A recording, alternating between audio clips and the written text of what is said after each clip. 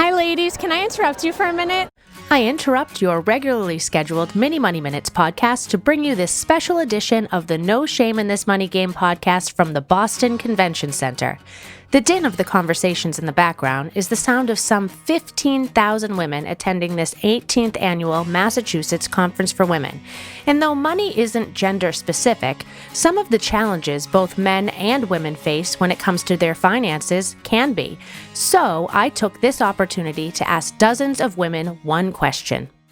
Can I ask you a quick question? Sure. I work for Rockland Trust and I do a podcast on money, No Shame in This Money Game. So I talk about personal finances in a no shame zone. And I'm asking women today, what's the best piece of financial education or advice they've received? Save your money. Yes. Save early. Save. Great advice. Anything you've listened to or heard that you've imparted in your life? Well, in addition to save early, save first. So pay yourself first. Can you explain that a little bit? So as soon as you get paid, you auto save to a savings account, or you don't wait until you see what you have left over at the end. Awesome. Thank you.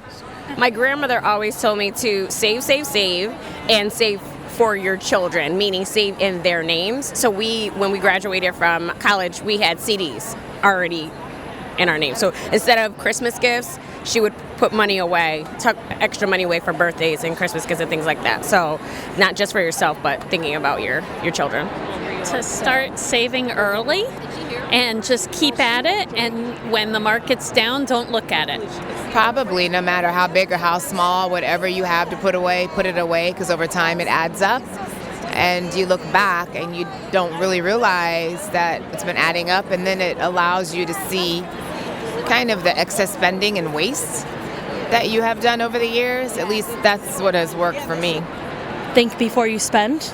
It's good advice. Simply put, but very important. Yeah, I think it makes a big difference as an adult versus being like a 20-year-old. I'm in my 40s. Thinking ahead of that purchase and why I'm purchasing, or is it something I need, or is it something that I value and I'm going to value in the future, I think is a big difference between the way I used to spend money and I spend money now. Saving was a recurring theme at the conference. Another theme? Access to financial education. Oh, that's a tricky one. I don't know what to say. I'm actually not great at No, frugality for me. Yeah. For sure, yes. I wish they taught us more in school about money, just everything to do with financial literacy and everything that your money goes towards, taxes, loans, etc. I had no understanding of that going into college, and I wish I did. Any advice you've received? I'm still waiting for advice. I hear you, right? So, yeah. Have you received any formal financial education when you were growing up? No, and don't, as someone who appears to be in the same general age bracket as me, don't you feel like that was a huge miss on the education system? That, people weren't taught to balance checkbooks and how to invest and... I know. Oh, you stay in line. It's become up to us to educate our own selves. But I did find a listener.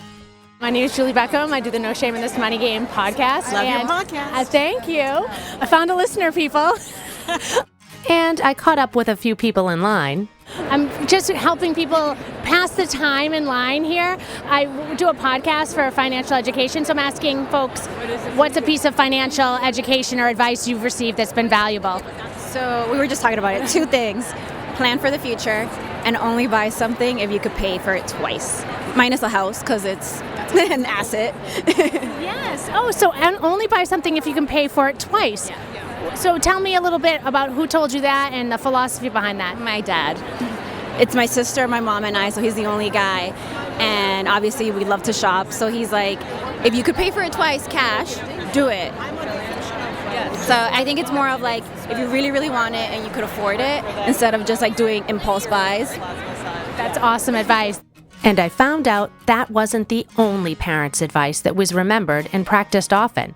It turns out that maybe kids do listen to their parents. Well, maybe about money at least.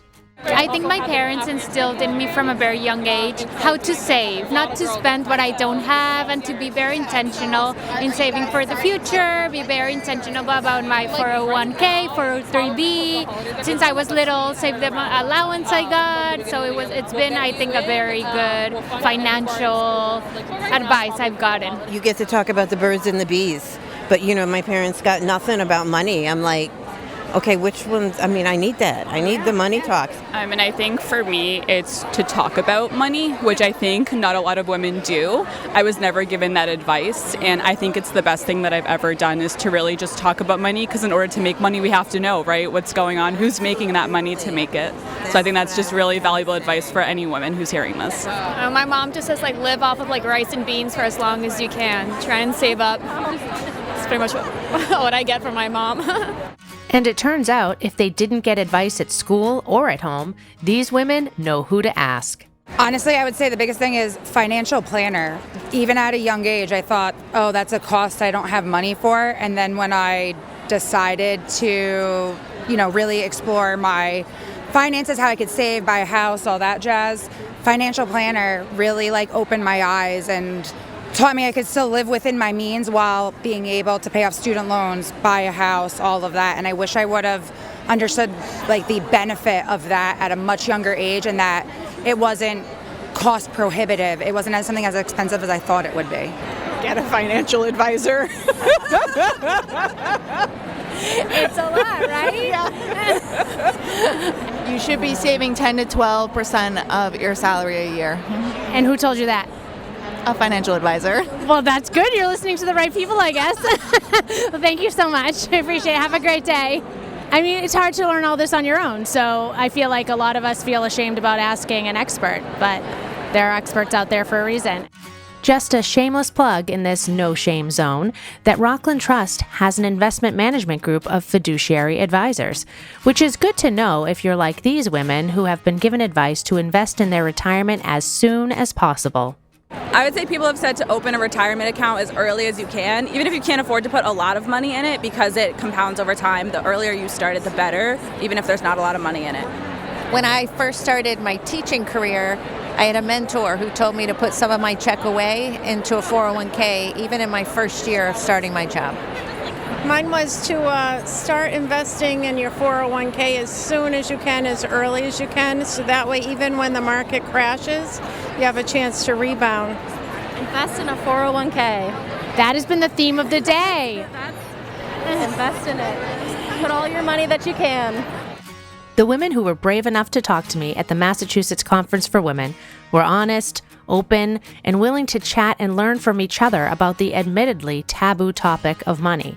But after all, they and I, and the nearly 15,000 women attending in person and virtually, were all there to listen and learn from each other. I certainly got a keener sense of the various ways women receive and give financial advice. But when I had the opportunity to ask a keynote speaker, Jamila Jamil, an advocate and actress best known for her role on The Good Place, the advice she had to give was so direct and powerful, it's how I will end this special edition of the No Shame in This Money Game's Mini Money Minute. Are you recording? I am. I think it's important to remember that women, at least the last time I checked, were 80% of the consumer market, and that's why we are so heavily targeted in advertising, especially for products that we don't need. We've been taught that we are broken, and then we are sold something that's going to allegedly fix this thing that was never actually broken in the first place. Aging is not breaking.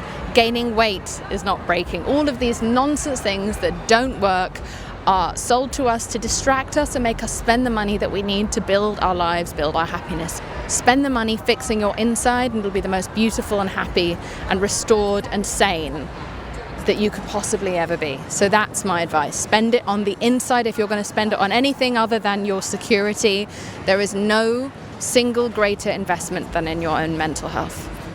The No Shame in This Money Game podcast will return with some more bite-sized mini money minutes. Until then, keep listening and keep learning with Rockland Trust, member FDIC, the bank where each relationship matters, because we want you to have a healthy relationship with money at any age.